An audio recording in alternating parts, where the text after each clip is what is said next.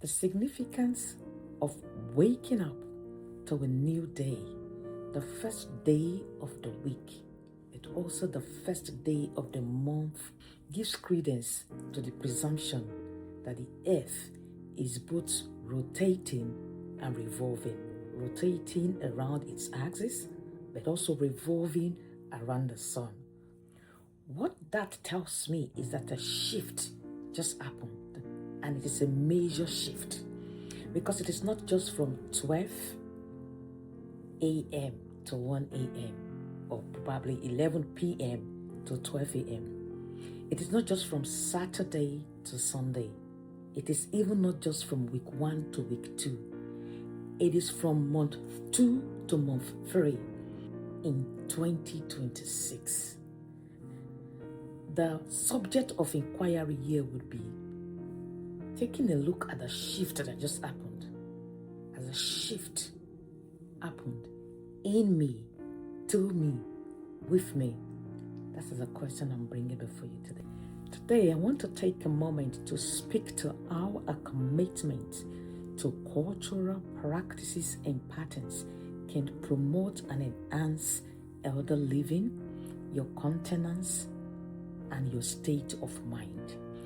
I find a scriptural reference by the name Daniel, whose commitment to patterns and structures that works transforms his life. But the crux here will be how those commitments can transform our mind, our countenance, and invariably enhance our health. In Daniel chapter 1, my scriptural reference, we saw how a group of young chaps, having been moved from the familiar to the unfamiliar, from their city, from where they were bound to a different place,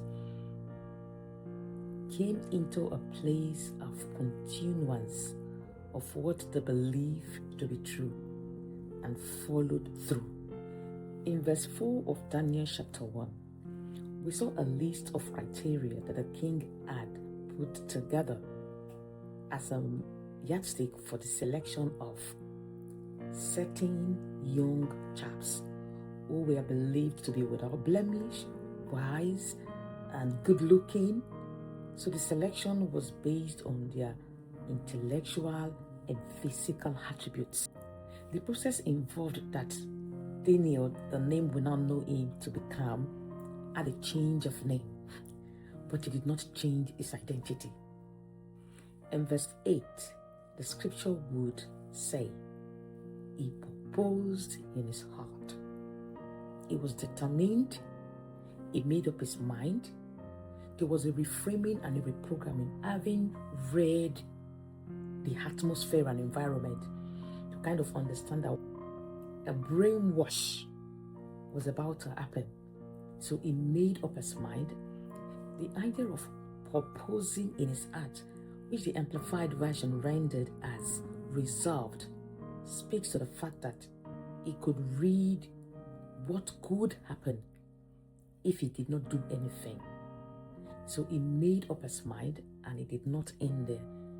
He communicated his intent to the chief eunuch, which would be the man in charge of this selection process, that this is what I have resolved to do. So he made up his mind that he would not allow himself to be defiled by what was happening around. What that tells me is defilement can happen by the food and the water you drink. The pollution can happen when you eat what you're not supposed to eat. And if food can pollute your system, your body, it means it can cause illness and diseases. So one of the things that can be done to address that is first to make a resolution like Daniel did. Daniel was redefining elderliness, because if what we're talking about is the king's portion, it is not like any other meal. I believe it would be loaded with nutrients and whatnot. But Daniel read the environment and knew that he had a certain belief system that if something is not done, can be corrupted. He made up his mind that I'm not going to be part of this, and he followed through. If we read further in this book of Daniel, we found that a recurring theme about his personnel was that an excellent spirit was found in him. As a matter of fact, one of the queens of Babylon in a latter time would make reference to a man who was different because he stood out, and the decision he made began with a resolution in his mind not to allow himself to be defied by the things he eats or drinks. This Daniel had a structured culture that he was willing to follow through with, even though his location has changed and his name, the Hebrew name, and those things that makes for his identity had changed. But he would not allow who he was to be corrupted. Let's leave Daniel for a moment. An excellent spirit was found in him. Fine. What drives excellence? Excellence is driven by a commitment to a set of process, devotions, principles that are able to transform, cause a shift. Excellence is birthed on a cradle of discipline. What that means is that there is an enabling enhancement that support an excellent living. It is called discipline. Excellence has nothing to do with perfection. It is not the absence of flaws. It is a standard you set to achieve a goal. So excellence has three distinct virtues. Excellence has intentionality. Excellence has effort. Excellence has growth. So when we speak of excellence, we're talking about intentionality, effort. So excellence is the presence of intentionality, effort, which speaks to a mental or physical resistance or pull towards doing a thing. So there's an exertion of energy, and that produces growth. So intentionality, effort, and growth are attributes you found with excellence. If I were to define excellence, I would say it is a commitment to a structured culture, to a system of patterns that transforms or repels the transformation of the mindset.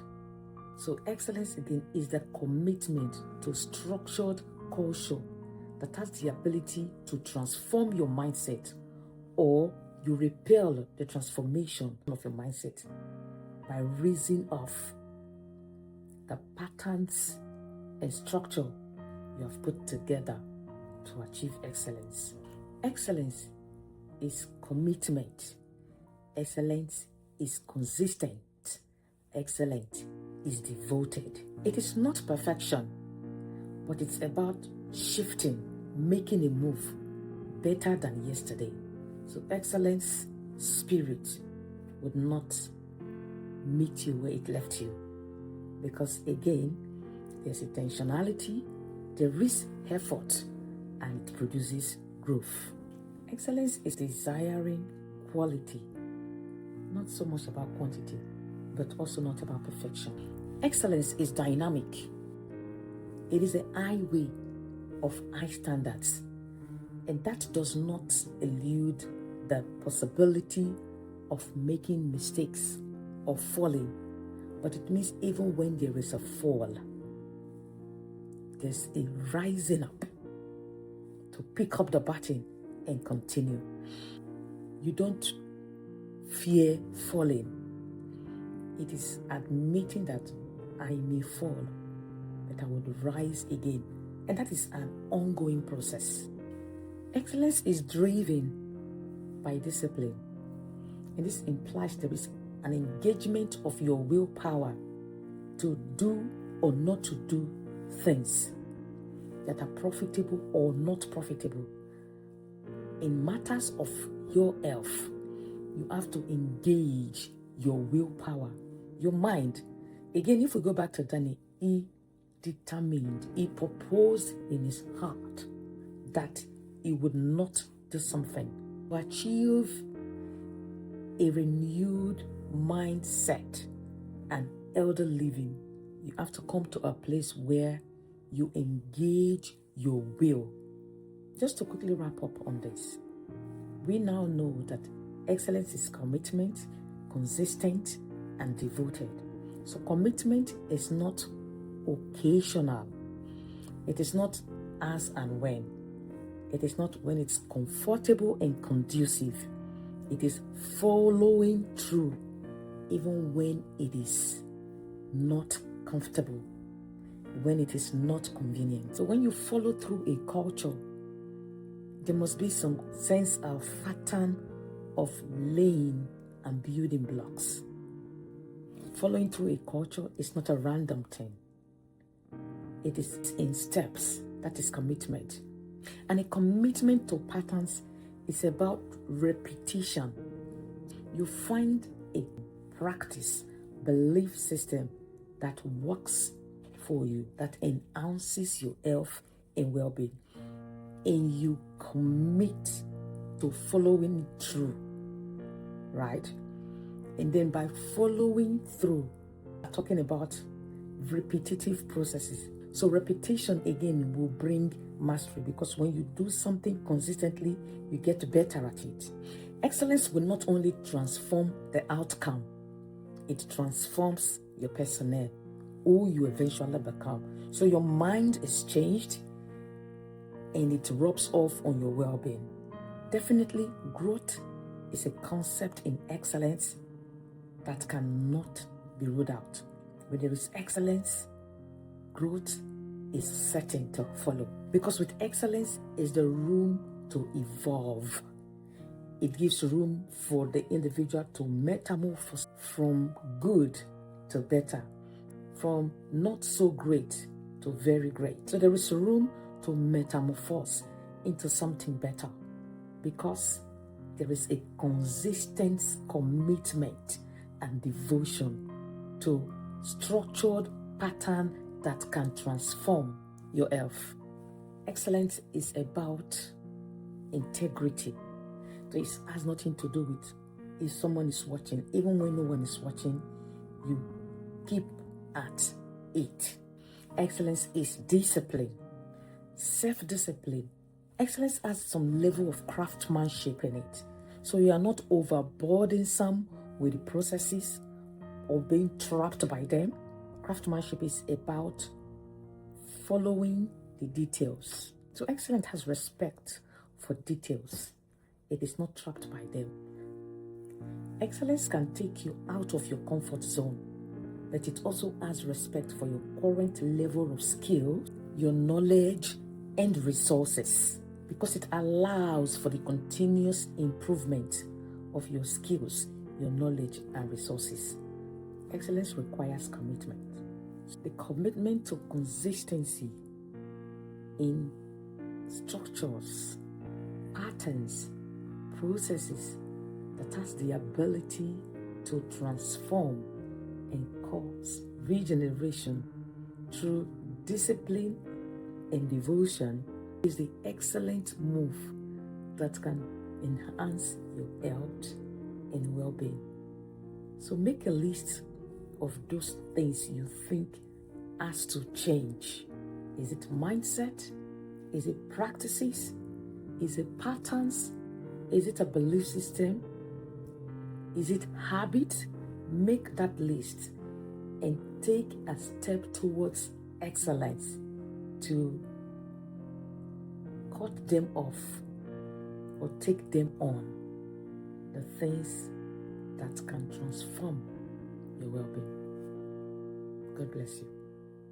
Thank you for listening. Thank you for allowing me into your space. Please do not forget to like, share, and subscribe to this channel for more. God bless you.